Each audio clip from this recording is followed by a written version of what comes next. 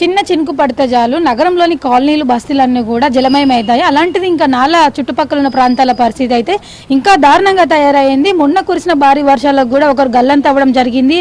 అలాగే మిగతా చోట్ల కూడా గల్లంత అవుతున్నప్పటికీ కూడా అధికారులు మాత్రం ఎటువంటి చర్యలు చేపట్టడం లేదు. ప్రజెంట్ మనం ఇక్కడ పార్సిగుట్ట దగ్గర ఉన్నాము. అయితే ఇక్కడ ఒక దినేష్ అనే వ్యక్తి గల్లంతయి దాదాపుగా 12 రోజులు కూడా పూర్తయింది. ఇంతవరకు కూడా అతని ఆచూకీ లభించకపోవడం అయితే కలకలం రేపుతోంది. ఇటు కుటుంబ సభ్యులు కూడా ఆందోళన వ్యక్తం చేస్తున్నారు. అంటే రోజులు గడుస్తున్నప్పటికీ ఇటు ఆచూకీ కూడా దొరకలేదు.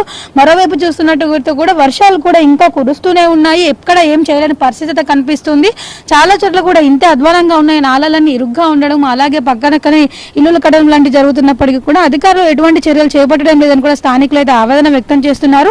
చిన్న చినుకు పడిందంటే చాలు నాలా అంతా కూడా ప్రమాదకరంగా ప్రవహిస్తుంది. గోడ వరకు కూడా వాటర్ లెవెల్ ఉంటుంది. ఆ సమయంలో ఇటువైపుగా వెళ్లాలంటే కూడా ప్రాణాలు అరిచేతులు పెట్టుకొని నడవాల్సిన పరిస్థితి అయితే ఉంది. నగరంలో చాలా చోట్ల కూడా నాళాలు అయితే ఇంతే అధ్వానంగా ప్రమాదకరంగా తయారయ్యాయి. ఎప్పుడు ఎక్కడ ఏ ప్రమాదం జరుగుతుందో కూడా తెలియని పరిస్థితి అయితే కనిపిస్తుంది. దాంతోపాటు ఇక్కడ చూసుకోవట్లయితే కూడా రోజులు గడుస్తున్నప్పటికీ కూడా ఇంతవరకు అతడు ఆచూకీ దొరకకపోవడంతో కూడా కుటుంబం అంతా కూడా శోక సముద్రంలో మునిగిపోయింది.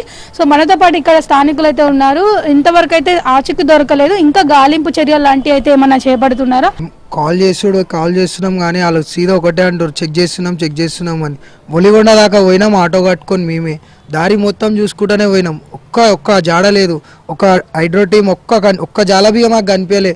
వాళ్ళు ఏమైనా అంటే కాల్ చేస్తుంటే మేము చెక్ చేస్తున్నాం అంటారు కానీ మాకేం అట్లా అనిపిస్తలే వాళ్ళు ఉన్నారా లేదని. కొన్ని చెక్ పోస్టుల కాడ నార్మల్ ఉన్నామని చెప్తారు. ఆ చెక్ పోస్టులలో పోయి చెక్ చేసి చూసినవి ఆడబో ఒక మనిషి లేడు. ఖాళీ కాల్లోనే అంటారు చేస్తున్నాం అని. ఇంతకు ఓళ్ళకి చెప్పి ఓళ్ళతో పట్టించుకునేటట్టు ఉన్నదో అర్థం బి అవుతలేదు మాకు. అట్లాంటి పరిస్థితి తీసుకొని వచ్చిరు. ఎలక్షన్లు ఉన్నప్పుడు ఏమో ఓటు అని చెప్పి ఆ టీం ఈ టీం అని అందరూ వస్తారు.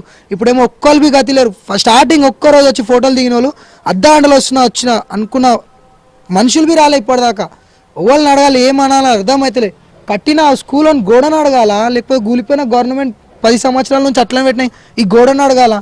వాడు జస్ట్ నా కోసం ఏదో మా ఇల్లు బాసాలు గీసాలు అన్నీ ఇట్లా బయటకు వస్తున్నాయి అని చెప్పి నా కోసం వచ్చి ఆ బండి ఆడ పైన పెట్టినందుకు ఇంత పెద్ద శిక్షణ వానికి 3 ఏళ్ళ కొడుకున్నాడు.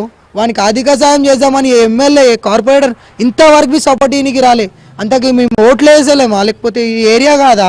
లేదా నాల పక్కకున్న వాళ్ళ జీవితాలు చిన్నయా?